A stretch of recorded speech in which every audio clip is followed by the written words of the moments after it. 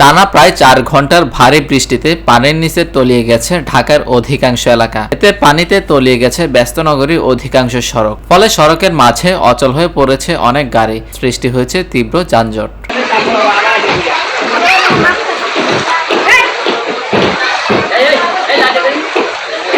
এতে দুর্ভোগে পড়েছেন পথচারী ও শ্রমজীবী নিম্ন আয়ের মানুষ।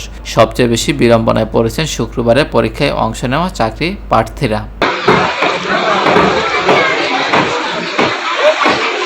ঢাকা মহানগর পুলিশের ডিএমপি ট্রাফিক বিভাগ জানিয়েছে, সকাল থেকে প্রচণ্ড বৃষ্টিতে রাজধানীর বিভিন্ন এলাকায় সড়ক ডুবে গেছে।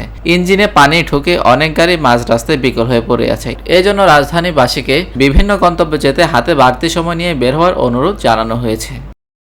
এর আগে দেশের সব বিভাগে আজ বজ্রসহ বৃষ্টির পূর্বাভাস দিয়েছিল আবহাওয়া অধিদপ্তর। এ পরিস্থিতিতে শুক্রবার সন্ধ্যা পর্যন্ত দেশের সব বিভাগের অধিকাংশ জায়গা অস্থায়ীভাবে দমকা হাওয়া সহ হালকা থেকে মাঝারি ধরনের বৃষ্টি অথবা বজ্রবৃষ্টি হতে পারে বলে জানিয়েছে আবহাওয়া অফিস।